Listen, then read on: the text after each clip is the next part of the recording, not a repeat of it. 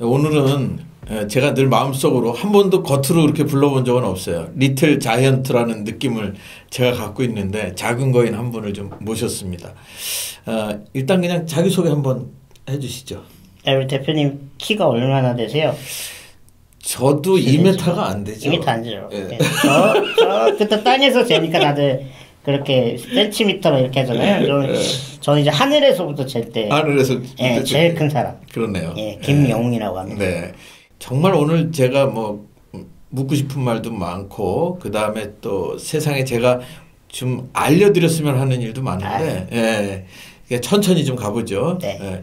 일단 최근에 어떤 일을 하고 계신지 좀 근황을 좀 소개해 주시면 좋을 것 같아요. 예, 코로나 시대 근황 묻는 게 서로 그게 쉬운 일이 네. 아닌데 저는 네. 이제 주로 그 기업이나 학교, 기관 같은 데를 찾아가서 우리 사회에 있는 분들이 이제 장애에 대해서 좀 갖고 있는 편견이라던가 오해하고 있는 부분들 아이들은 편견이나 오해보다 장애인이라는 거에 대한 개념이 조금 예, 없는 경우들이 있더라고요. 그래서 네. 그런 것들을 알려주고 좀 더 더불어 살아갈 수 있게끔 하는 그런 생각을 인식을 개선하는 강의 활동을 주로 하고 있습니다. 그러면 요 대목에서 이제 그 포인트 강의하실 때 포인트 네. 예, 그 얘기 그냥 좀 간단히 요약해 주시죠.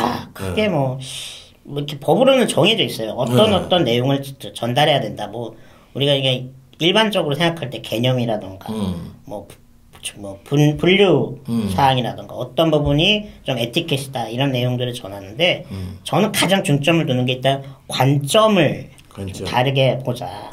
예를 들어서 대표님 바닥에 이렇게 숫자가 이렇게 써 있으면 한쪽에서는 6이라고 읽겠죠. 그렇죠. 근데 반대쪽에서는 9라고 읽잖아요. 그렇죠.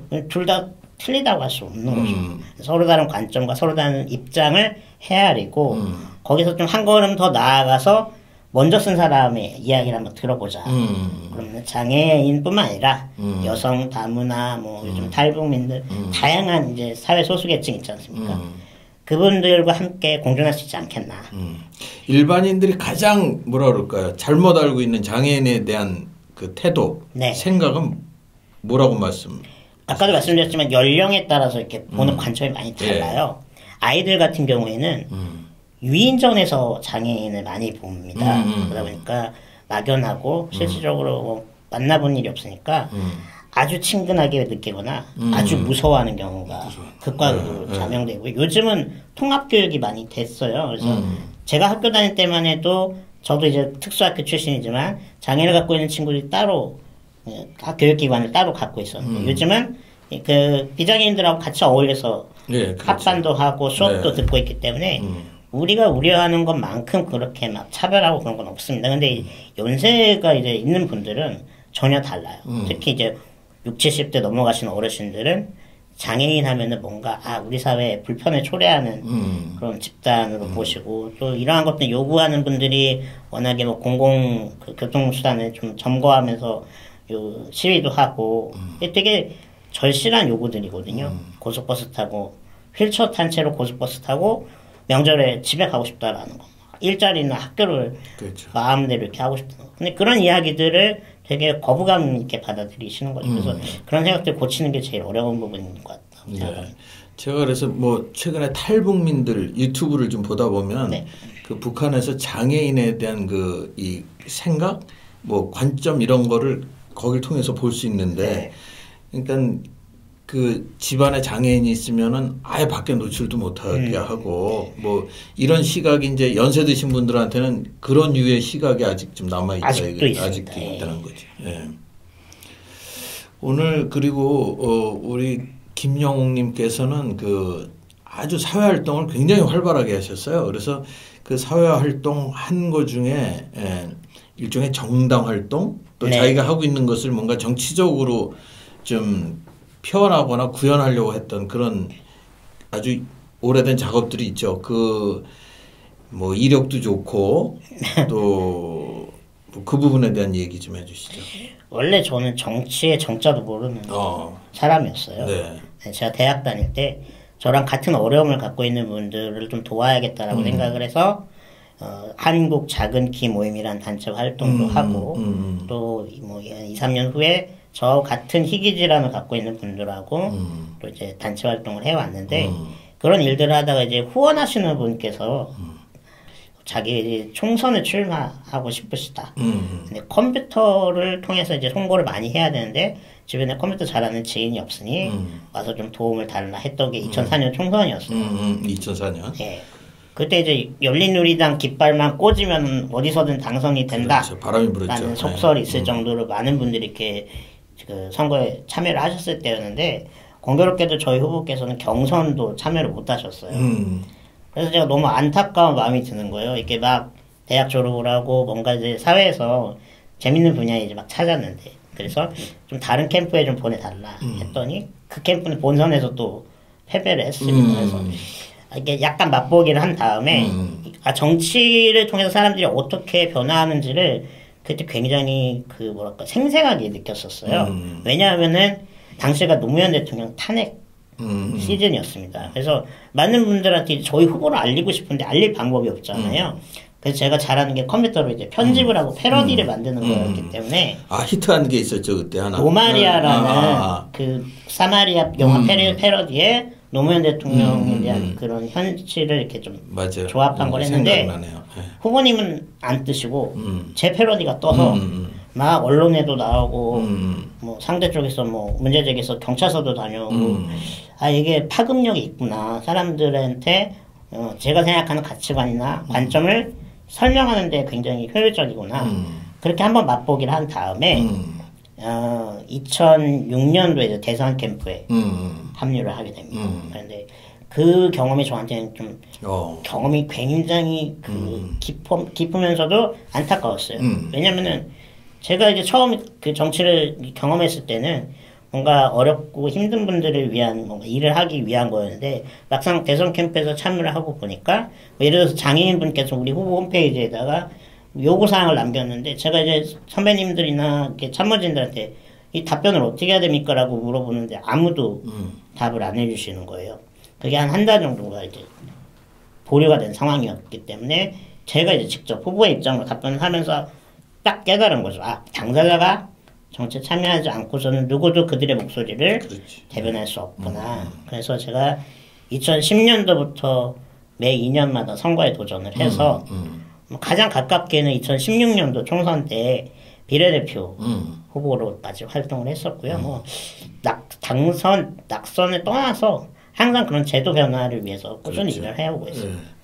아마 거의 뭐 제가 알기로는 그 아주 아깝게 비례대표 거의 뭐 좀 안 되셨지만 늘 좀 1순위로 거론되시는 분이 아닌가 이런 생각도 있고 어쨌든 지금 뭐 말씀하셨지만 컴퓨터도 잘하시고 또 이런 의식도 많이 갖고 계신데 이건 아주 좀 개인적인 궁금함이에요. 그 본인의 어떤 SNS에 쓰시는 글이나 뭐 이런 걸 제가 보면 굉장히 시야도 넓고 또 합리적이고 또 논리적이고 뭐 이런 것들을 다 갖춘 그런 글. 그러니까 생각이나 글에는 장애가 없는 거죠. 제가 볼 때는. 그런데 그런 시각이 어떻게 형성이 된 건지가 제가 궁금해요. 이게 진짜 일종의 타고난 건지 아니면 그 어떤 남다른 노력이 있었던 건지 그 부분 한번 제가 여쭙고 싶었어요. 비슷한 질문을 몇 번 받긴 했습니다. 학교를 다니지 못했어요. 몸이 약하다 보니까 비장애인분들이 보편적으로 다니는 초등학교를 제 나이에 꾸준히 다니지 못했는데 그 정규 교육 과정에서 배우지 못하는 경험을 저희 어머니께서 책으로 채워주셨어요. 뭐 이렇게 집에 예전에는 이제 방문 판매해서 전집 같은 거 파는 분들이 많이 계셨잖아요.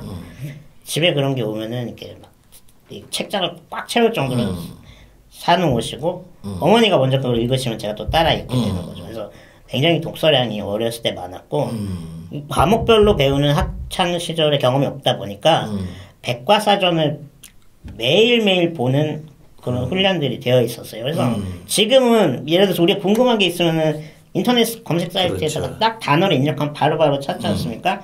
저는 인터넷도 없던 그 시절에 백과사전. 뭔가 궁금한 게 있으면 무조건 백과사전부터 찾아서 그 전후에 대한 사정까지 다 살펴보는 그러니까 약간 시야가 불가피하게 넓어질 수밖에 그렇군요. 없는 거죠. 거기다 이제 하나 더 추가를 하자면 일기를 어릴 때 꽤 많이 썼어요. 그러니까 다독과 글쓰기가 어릴 때부터 훈련이 되다 보니까 모르는 단어는 제 스스로를 용납을 못하는 거고 또 모르는 생각은 남들하고 이렇게 의논을 할 때 제가 좀 그분한테 신뢰라는 생각이 계속 들다 보니까 모르겠습니다. 그런 그 어렸을 때 훈련들이 꾸준히 축적되다 보니까 좀 글 쓰는 데 있어서 다양한 비유라던가 뭐 풀이라던가 이런 게 좀 인용이 되는 것 같아요. 예.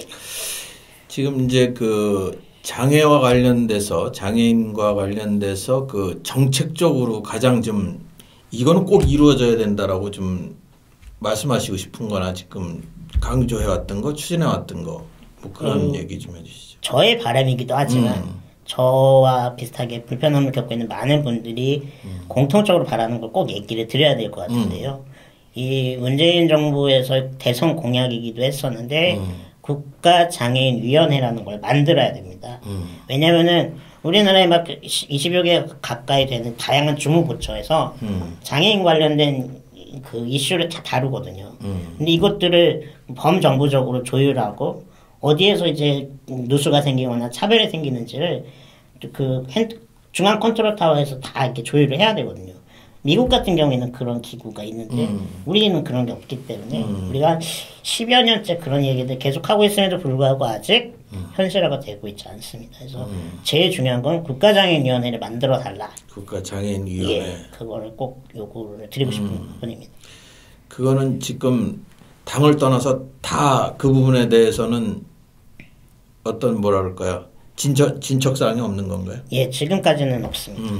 다만 이제 당 내에서는 추진위원회 활동이라던가 뭐 정책 관련된 부분에 대한 논의나 협의체는 계속 반복해서 이야기되고 있는데 정작 이제 그 청와대나 정부 차원에서는 논의가 되어 있지 않습니다.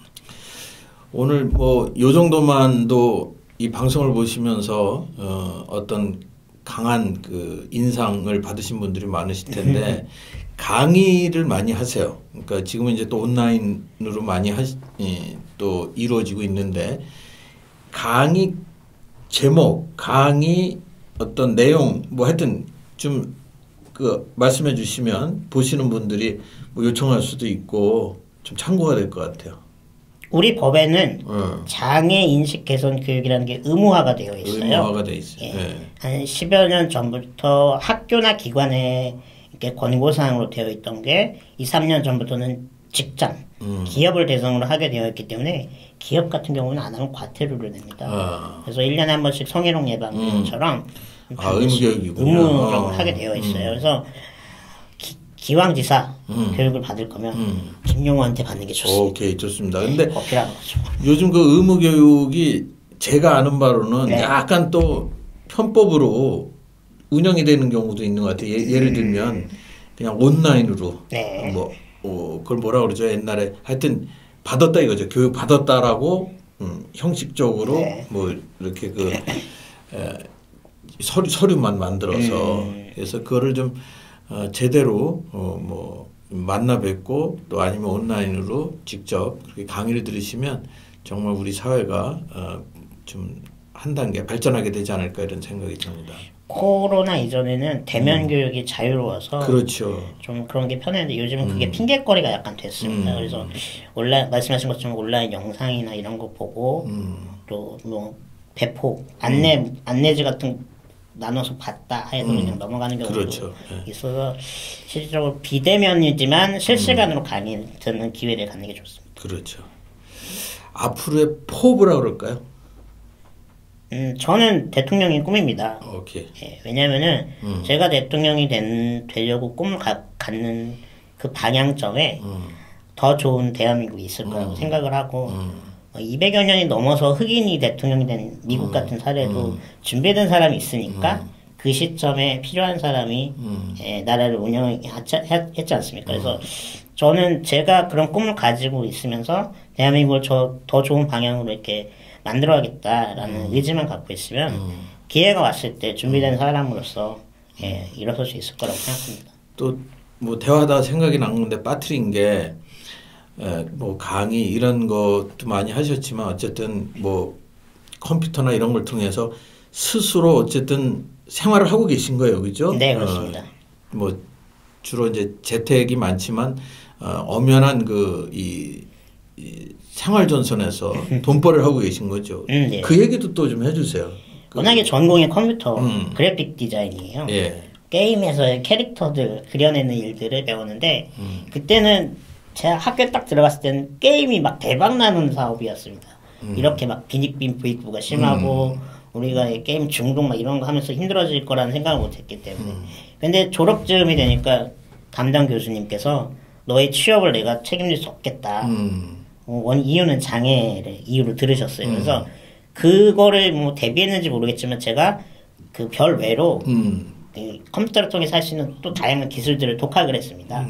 졸업을 하고 나니까 오히려 홈페이지를 만들고 글 쓰는 일들이 더 중요하게 여겨지더라고요. 그래서 그런 위주로 이제 그 직업 활동을 쭉 해왔는데 최근에는 이제 온라인 콘텐츠를 원고를 촉으로 쓰거나 또 제안서, 기획서 같은 거를 쓰는 일들을 하고 있고요.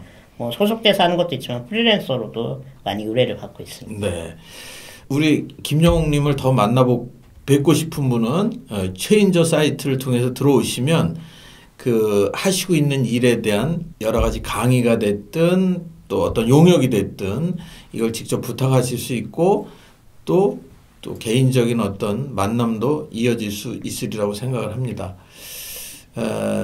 오늘 이렇게 또 6층까지 올라오셔가지고 시간을 이렇게 내주셔서 너무너무 감사드리고요. 제가 감사합니다. 예, 저희도 또 오늘 계기로 저도 그러네요. 또 더 열심히 살아야 되겠다 이런 생각이 듭니다. 오늘 대단히 감사합니다. 네, 고맙습니다. 네.